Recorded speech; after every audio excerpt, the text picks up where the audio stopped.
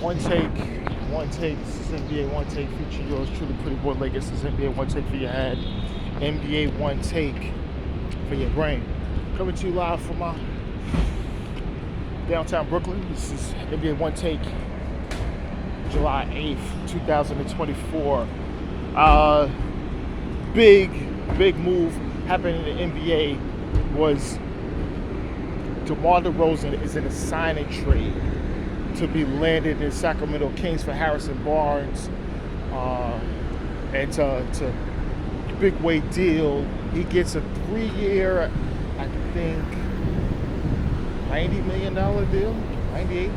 No terms is still is almost, but DeMar DeRozan going to the Kings. Oh, you know how I feel about that. Necessarily, him coming to my Lakers would have been okay. I don't know.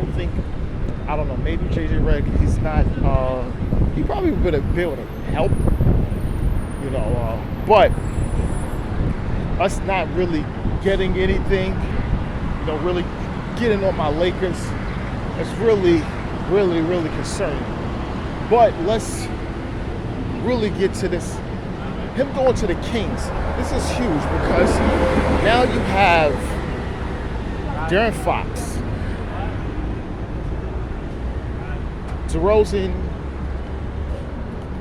Domantas Sabonis.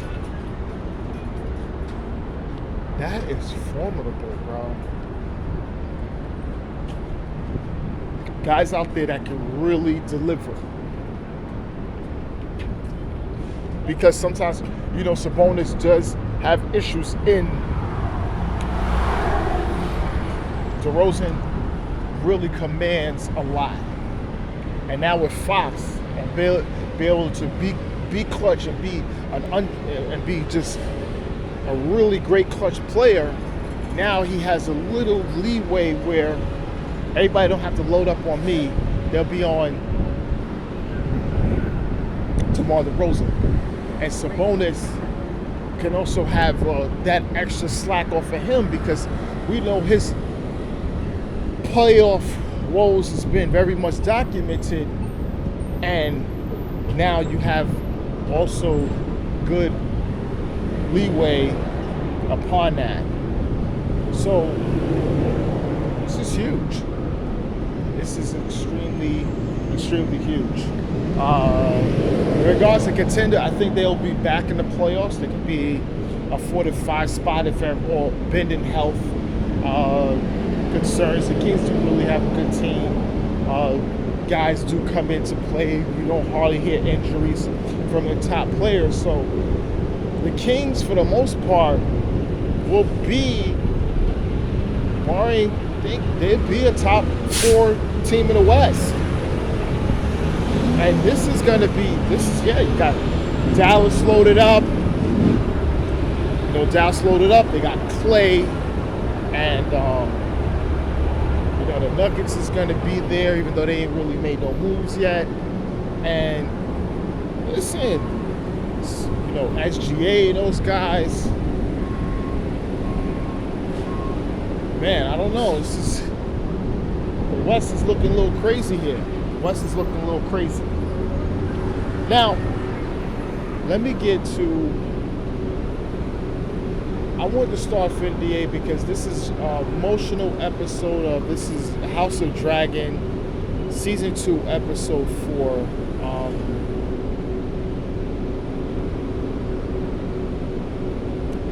War is inevitable between King Aegon and Princess Rhaenyra, and this is just evident. Even though we heard on the last episode of Alicent telling her of what Viserys said, and she misinterpreted what it was because it was talking about Aegon the Conqueror and not her son. And he thought that it was talking about Aegon, her son, and misinterpreted that and went back and said that he did change his mind about who's going to be the heir to the Iron Throne. And Rhaenyra knows now she must fight. Okay, and you got Damon, he's in Harrenhal, he's losing his mind. You got that witch there. I don't know what the hell is going on. He's seeing things. Remember, it's a lot going on. He's there by himself. The council at King's Landing is don't have real confidence in Aegon's leadership, and he feels almost as if they're not. There's no one listening to him, but he doesn't make good choices. And that's just evident when everyone is there, and Aemon, his brother, is telling him what him and Kristen Cole is talking about in regards to the war. And he's saying, I don't know anything about this. He says, well, you don't. You got other matters to attend to. And even Alicent went to Aegon and explained to him that, listen, don't do anything.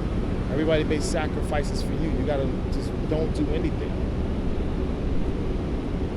And it's just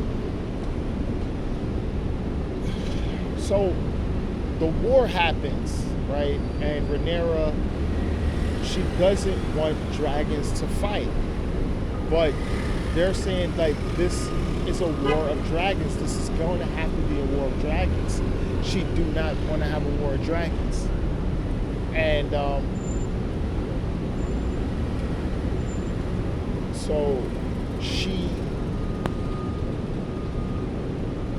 was going to go herself, but before, after, talks and everything, and her aunt,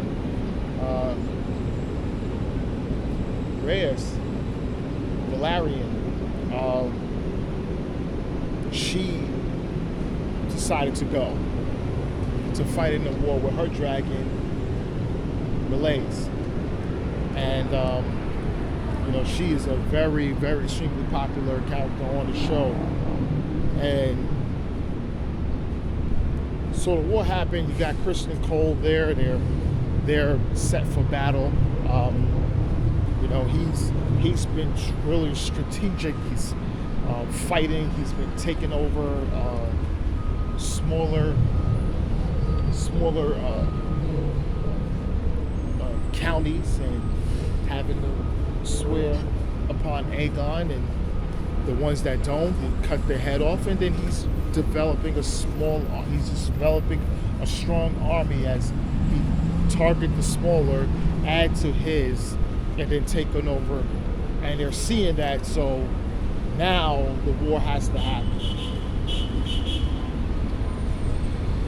So Reyes is flying there, and they're fighting. But Aemon is there. But he's hiding out with Vhagar. Now Vhagar is the same dragon that killed Rhaenyra's son. That huge dragon. This is what the books say. This is the second biggest dragon in the history of the series, after Balerion, who died of old age. So Vhagar is huge. This is just as bigger than any of Daenerys' dragons. This dragon is really, really big and old, and he's had a lot of battles. And Aemon has command of him. So Meleys is there. She's blowing. She's killing all of Kristen Cole's men, and so then you see King Aegon wants to prove himself. He's on his dragon Sunfire.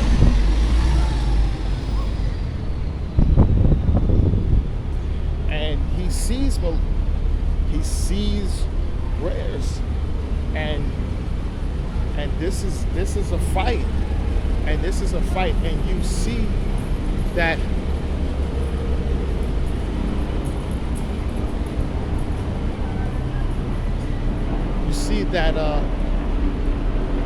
Rhaenyra's Whereas it's taking huge damage to it's inflicting huge damage to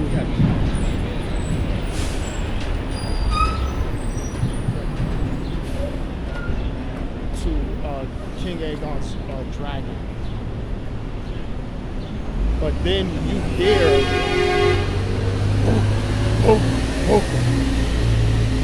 there's Aemon with Aegon. He comes, Dracarys. And in doing so, because there was fighting, Aegon and Sunfire took huge damage and fell. Kristen Cole ran after him, and then he got he took damage. He was knocked out. But it was just something with where she knew she could have went away, but she went to fight again against Vhagar, knowing that she was going to lose, knowing she and her dragon was going to die.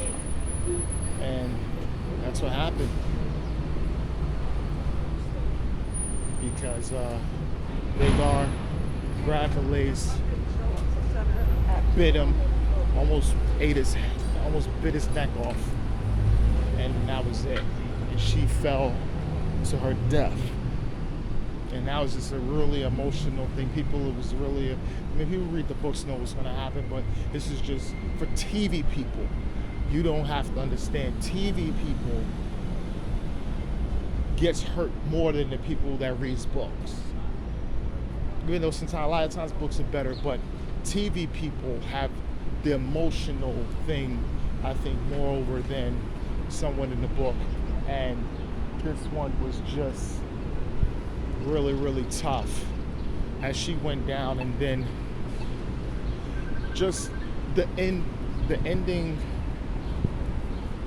of the episode, we see Aemon at the spot where his brother Aegon was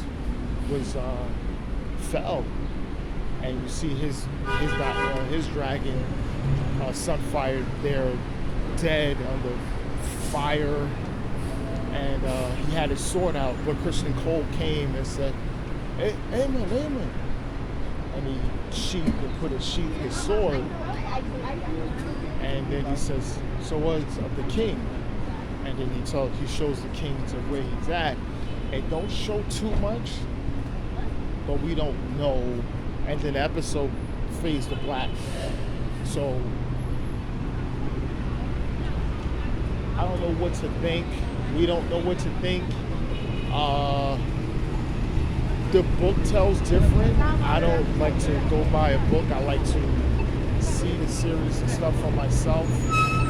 But I think for the most part, I think King Aegon is dead, and Aemon is going to most likely have a shot at actually being king of the Iron Throne, because Aegon does not have a male heir.